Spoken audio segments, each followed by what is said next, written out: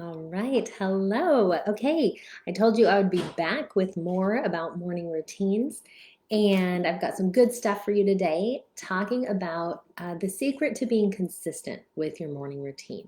What I find happens, and maybe you find this in your own life, this has happened with people that I've spoken with, is they want a morning routine. They want to create any habits, really.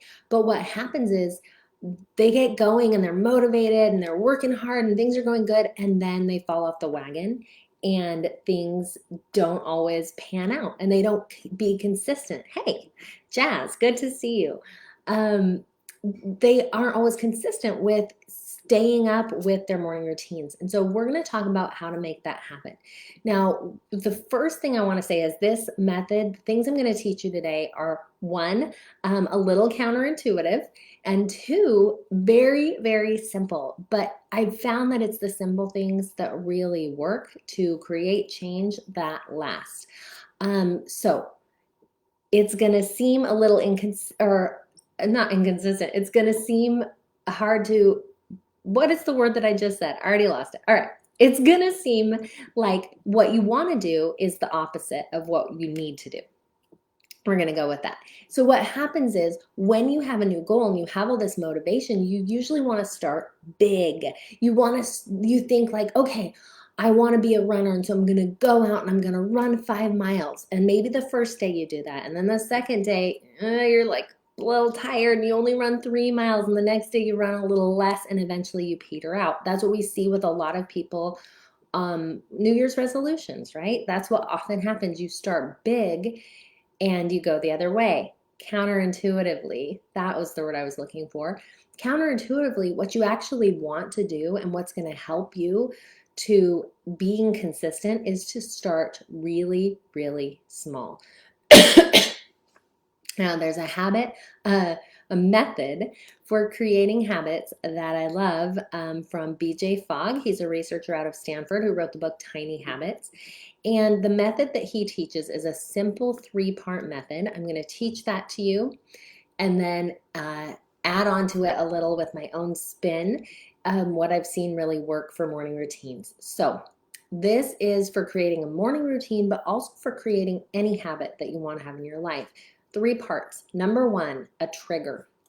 You need a trigger, sometimes also called a prompt, of what something that you're already doing that's going to remind you to do this new habit or this new morning routine. When we're talking about morning routine, we pretty much all have the same trigger, which is wake up, get out of bed, the alarm goes off. It's something along those lines, right? It's morning, you woke up. This is a morning routine, is the first thing that you're going to do. Then you're going to do an action. And for an action, we're going to say journaling. Let's say you want to journal as part of your morning routine. You're going to journal. That's your action. We're going to come back to that. And then the third step is to celebrate. So celebrate doesn't mean like, oh, I journaled. Now later this week, I'm going to go get a hot fudge sundae, or I'm going to treat myself to a manicure. It's not something big. It's very, very small, and it's in the moment. So as soon as you journal, you say yes, or you pat yourself on the back, or you do a little dance, or whatever it is that helps you to feel that feeling of accomplishment.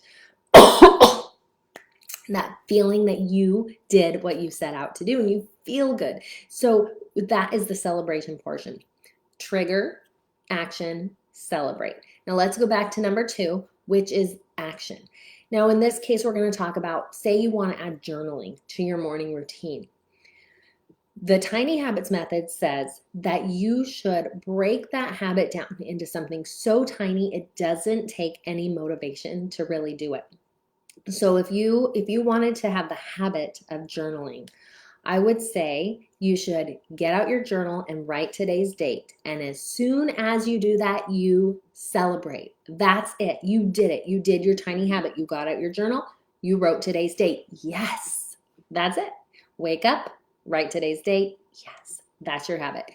Now, that's awesome. Like what that's going to do for you is it's going to give you a little hit of dopamine in your brain. And your brain's going to be like, hey, that was good. We did something good. Let's do that again tomorrow. And so tomorrow you're going to wake up, you're going to write today's date, you're going to celebrate, You're going to feel good. You're going to do it again. That's going to help with the consistency portion. You're going to do that day after day after day. That's how we create habits. That's how, even when we're not intending to create habits, some of the habits we create, we don't want, right? We're not necessarily intentionally creating them.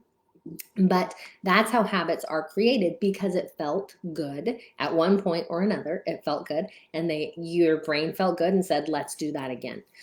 Um, However, I can hear you thinking like, okay, that's cool, but I don't only want to write today's date. Like, that's not a really cool journaling habit. That's not exactly what I had in mind. Well, this brings up the next part that I want to teach, which is something called the range of possibilities. The range of possibilities means look at each thing that you want to have in your morning routine. So if it's journaling, you can have the minimum that you are going to do, which in this case is writing today's date, and the maximum. What is, like, what do you really want that journaling habit to end up as? Maybe you want to write 3 pages. Maybe you want to spend 20 minutes writing.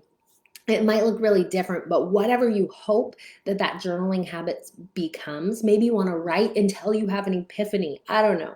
Whatever it is, that's your maximum. Now, every day you have this range of possibilities. You know you're going to journal.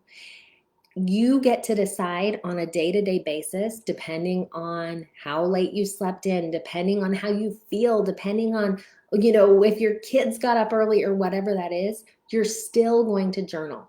But on those days when you just don't have it in you to really journal the way that you want to, you write today's date and you celebrate.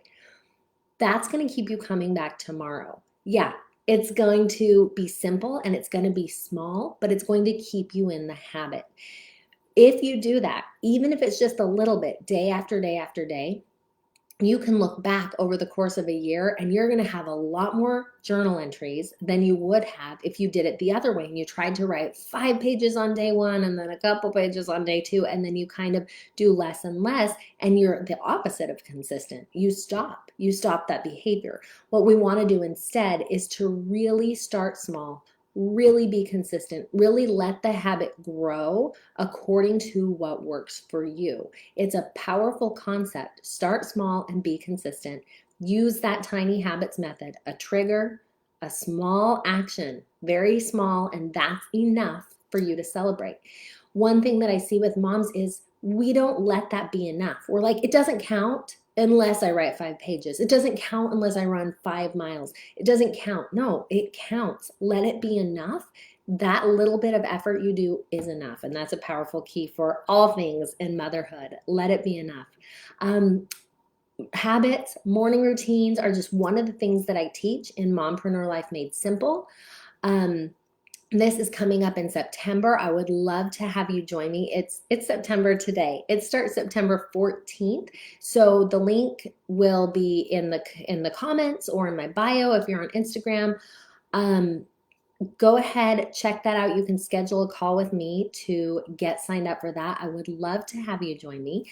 Let's see. Taryn says, I like to start with just 2 or 3 things that went well in the day or something that I'm grateful for. I love that. Gratitude journaling has been shown to have so many benefits. And it can be that simple. It can be, I'm going to write 2 things I'm grateful for, and then I'm going to get on with my day. That's a powerful way to start. So I love that. Thank you for sharing. Thank you guys for being here. If you are interested in Mompreneur Life Made Simple, I would love to get on the phone with you and chat and see if the September group is a good fit for you.